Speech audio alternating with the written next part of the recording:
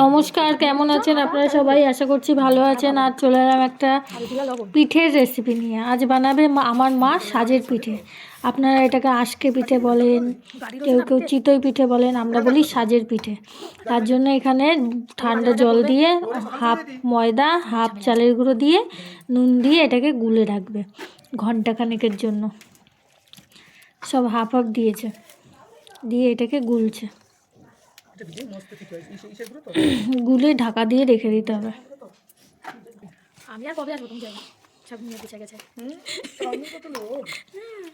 তো আমার মাই ভালো করে কাঠের জালে, কিন্তু খেতে খুব করে যখন দেখতে খুব ভালো লাগে।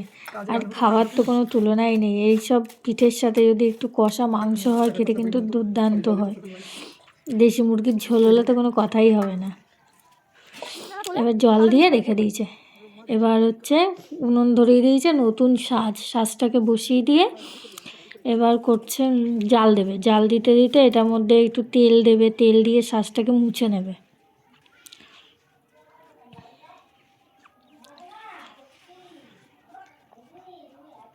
জালটা কিন্তু খুব আস্তে দিতে হবে, নাহলে কিন্তু জোরে জাল দিলে সাজটা ফেটে যাওয়ার ভয় থাকে। নতুন সাজ তো।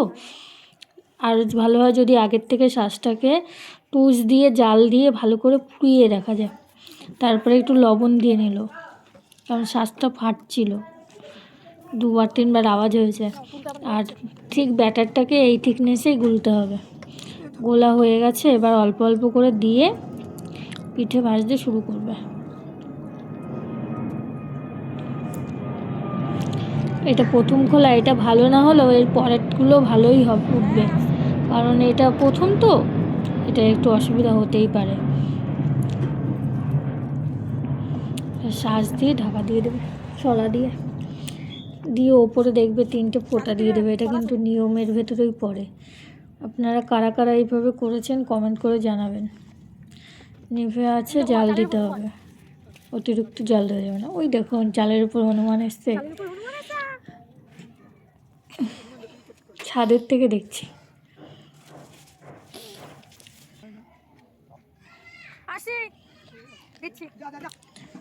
এবার এটাকে তুলে নেওয়া হবে।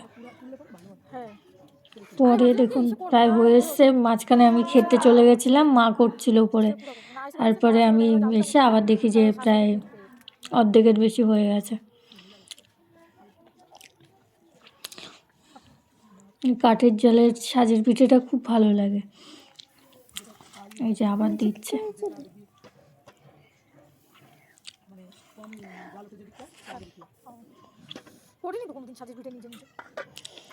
এবার সরা না, এবার ভাতের হাঁড়ির ঢাকনা নিয়েছে, কারণ সরা দিয়ে হাওয়া বেরিয়ে যাচ্ছে।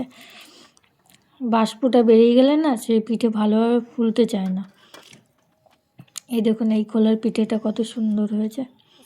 এই যে একটু উল্টে পাল্টে ওই পাটটাও সেঁকে নেবে, তারপরে তুলে নেবে।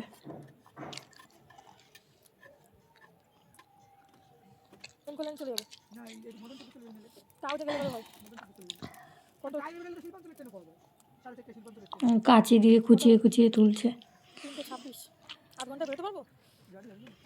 আপনারা কারা কারা এইভাবে পিঠে করেন আমাকে জানাবেন।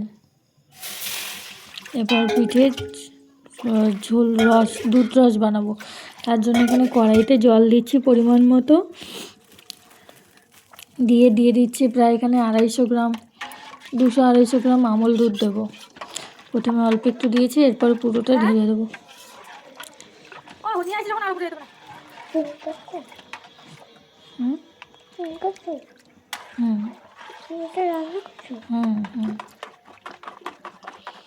আমার মেয়ে পাশ থেকে বসে বসে গল্প করছে আমার সাথে।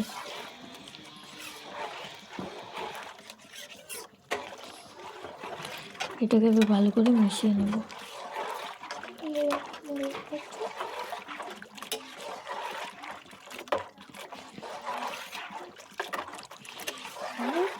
হ্যাঁ, মুড়িই তো খাবি, আর কি খাবি? ভাত না খেয়ে মুড়ি খাচ্ছে।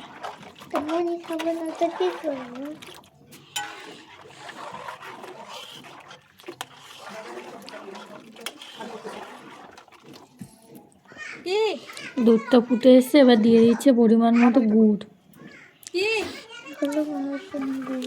দুটোতে দেওয়া হচ্ছে, কারণ ওই সাইডে পুলি পিঠে ভাপানো হবে দুধ রসে, আর এদিকে সাজের পিঠে দেওয়া হবে।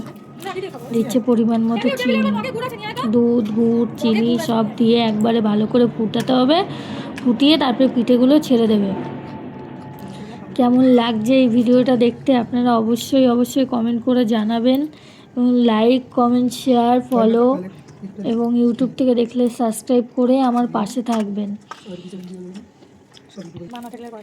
এই হচ্ছে দুধ সাজের পিঠে ভেজানো, আর ওদিকে পুলি পিঠে হচ্ছে। ওইটা পরের ভিডিওতে দেখতে পাবেন আপনারা। আজ তাহলে আসি, টাটা, বাই বাই, ভালো থাকবেন, সুস্থ থাকবেন।